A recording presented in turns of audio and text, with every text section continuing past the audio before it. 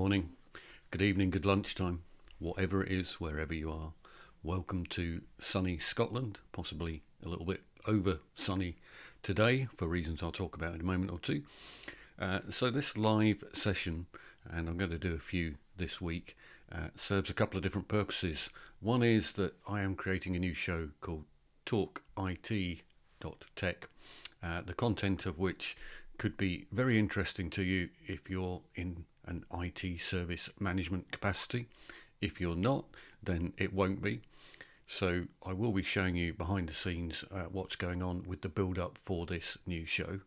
And I will also be using this for the dual purpose of a go live challenge with Pat Flynn, or created by Pat Flynn.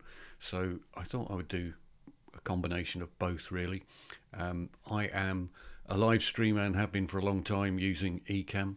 So if you are on Pat Flynn's side of things and using Ecamm, don't be put off by the fact I'm doing loads of flash things. I've been doing it for a long time, but I wanted to show people the basics of Ecamm and the setups, as well as talk about lighting and things like that.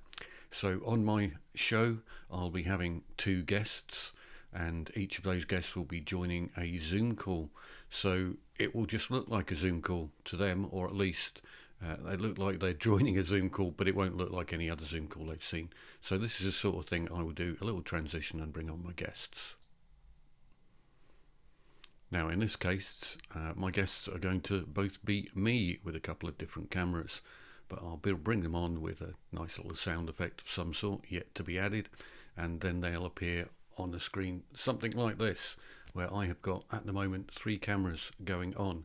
So I have got my main camera, which I am looking at the moment, which is something like this. It's kind of a ZV-E10 as opposed to this one, which is a Canon, but it's a full on digital camera. And then I have got one in the background which is a bit like this. It's called an OBSBot PTZ, which is a pan, tilt and zoom camera that's going to allow me to show you what's going on behind me, which is why you're seeing that little image there. So if I come along to a different preset, I can show you the camera that I am looking at straight in front of me. I've got the OBSBot, which is over here somewhere, and then I have got a tiny little camera up there which you can just see, a little tiny matchbox, which is an OBSBot Meet SE, and that's giving me the picture in the top right hand corner as you're looking at the moment. But none of these images look particularly good right now. The one I'm going to concentrate on is the main image, where I am in the big screen for the moment, and then I'm going to talk you through what else is in the background. So we will go and have a quick look at what's behind me. So what is behind me?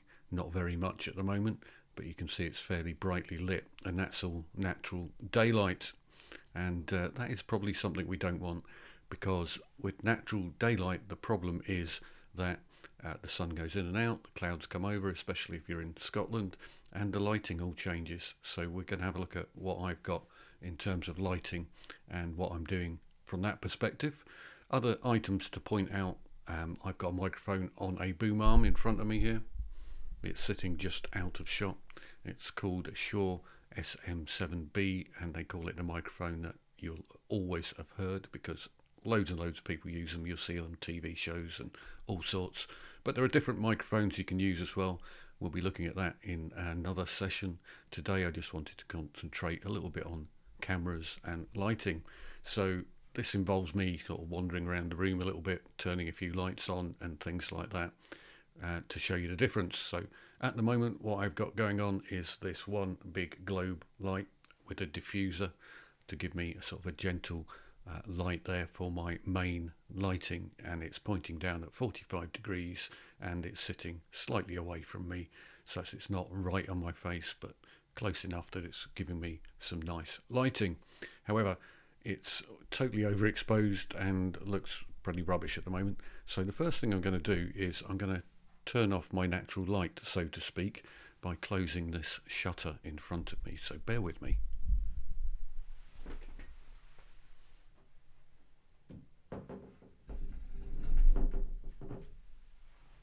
Whilst camera wobbles slightly and things get a little bit darker as I move things in front of me for that image anyway. So it's the main image we're looking at.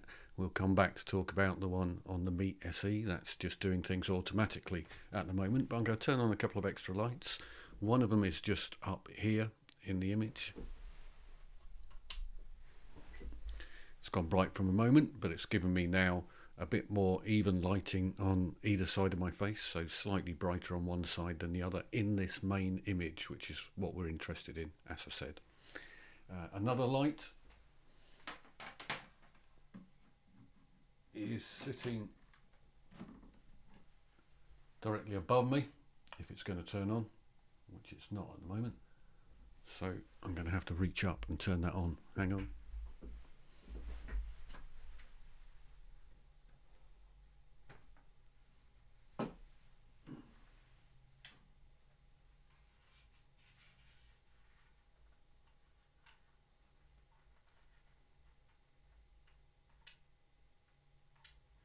Okay, seem to have broken that one, which is not very good.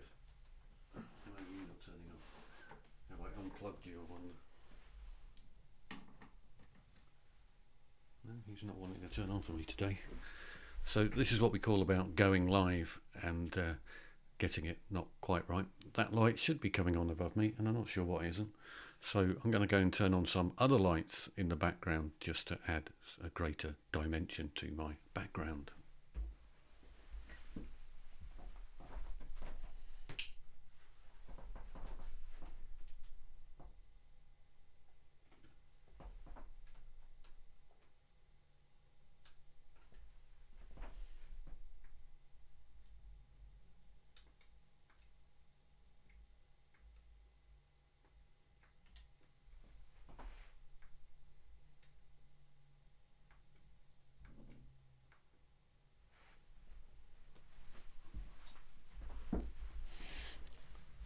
So that's already beginning to look much better in the main image because I've now controlled where my lights are and what's going on.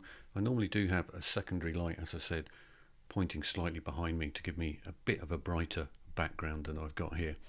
But you can see there's a huge difference between what you're seeing on the main screen and what you are seeing kind of up in that one there, which is the smaller Meet SE, and then I've got the camera behind me here as well.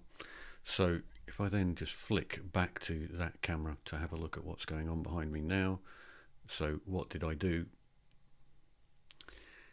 Basically I added in a couple of elements in the background. So I have got a little live on air sign.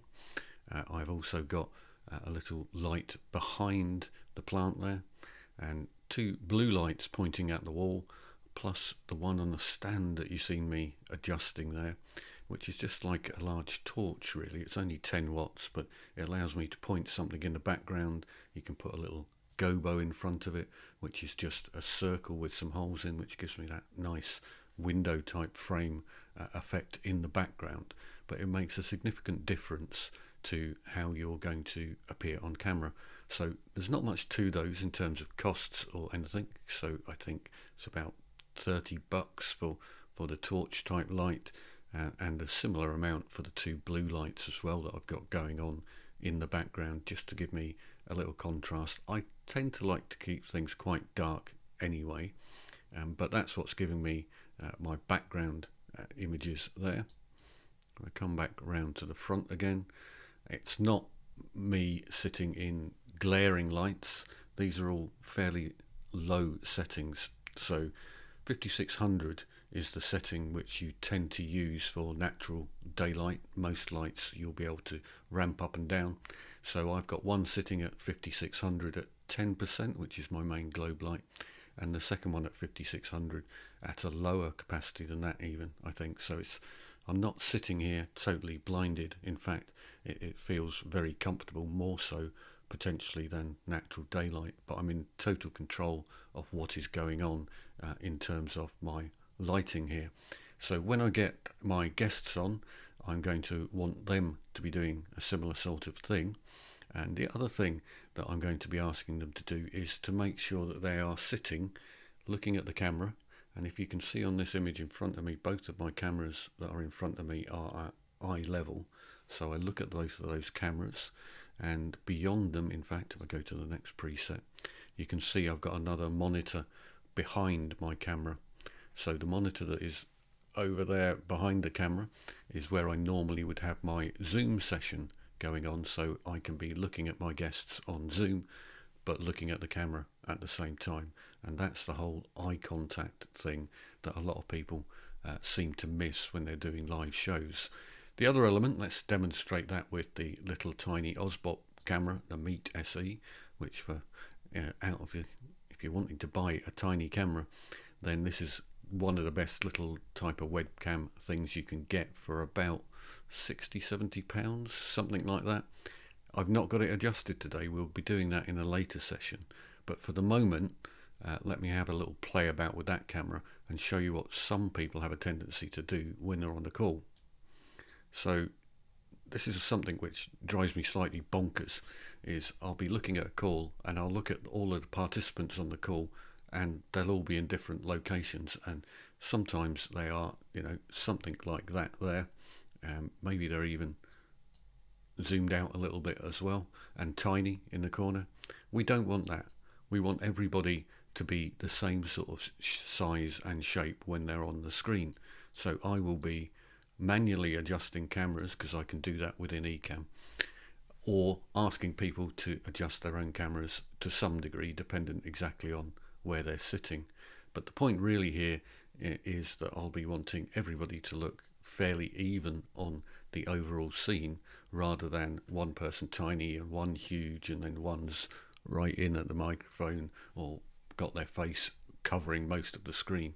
But the point really is to try and get everybody nice and even, and that's something called the rule of thirds, which is applied in photography and videography if you want, and that is that I want to sit with my eyes about 1/3 or 2/3 up the screen, which is where my eyes are, and about a fist's worth of space above my head, so that I look nice and evenly placed. I also like to have head and shoulders in the shot, right down to sort of chest level, so that if I'm talking with my hands or something, people see that, rather than your hands being out of shot because you're just looking from here upwards. So little things like that. When I invite my guests on, I'll be doing a sort of pre-show check to talk them through not only their lighting and cameras, but also where they're sitting on the camera, and maybe what's going on in the background, to make sure it's not overly busy or anything like that. We can do some playing about with the Osbot camera, which we'll do on a different show. If you look very closely, you'll notice that I've got a slight, what we call bokeh blur going on behind me, and it's the camera lens that's actually doing that and focusing on me with a slight blur in the background, which is exactly what I'm going for. There are ways to do that with the cheap little camera as well. We can look at something called Camo Studio or Camo Camera, which will allow us to play about with the background. There are other ways you can do that as well with your cameras in the background too. I've got a bunch of screens in front of me, as you can see. My main Ecamm scene is directly below me. My Zoom screen, as I mentioned earlier, is above me, and to my left I've also got another screen which has got comments and a few other things. So if I've got comments coming in, I can bring in the comments live on the screen with placeholders, which I currently have showing at the moment. And everything I'm doing is with Ecamm Live, and that is a live streaming software for Mac that allows you to create a whole bunch of scenes in a row, and they're a bit like slides on the PowerPoint deck. So you can configure each slide, if you want to call it that, as a scene, except for I'll be able to place cameras and video and other things on different scenes. So as I move between my different scenes, I'm going to get a different view. So if I decide that, hey, I want to show a little bit of more video with both of my camera placeholders in there for my guests, then I can show a little bit more video, and it's going to move the cameras around at the same time. So I can do that with as many cameras as I want in many different places as I want on the screen using the Ecamm software. So Ecamm software, what does that look like? Let's just do something dangerous here and go into what we call live demo mode. So I'm going to turn on live demo mode. this is now allowing you to see what's going on my screen. So it's a very wide screen. So on the left hand side, I have got my horizontal view of what's going to be going on, and the right hand side I've got a vertical view. So that means that I can stream horizontally and vertically at the same time, going live if I want to, or I can use the right hand side of the screen, the vertical side, to repurpose some content, which is what I'm going to be doing for my live show. So we're going to be mainly streaming in the horizontal format, but also going to be streaming in vertical as well, or recording in vertical, so we can repurpose that content a little bit later. So that's what we're going to be doing with those side of things, and we will take it as we go along. So that's all I really wanted to be showing you today. So lets you see what's going on with Ecamm, but we'll talk about that in more detail at a later date. For the moment, though, let me come back out of live demo mode, and you can now see me back in the horizontal mode only, but you know what's going on in the background as well. So that's me just doing a very brief introduction. I'll be back tomorrow and doing a little bit more. So for the moment, though, I'm just going to say cheerio, see you later, bye from Edinburgh.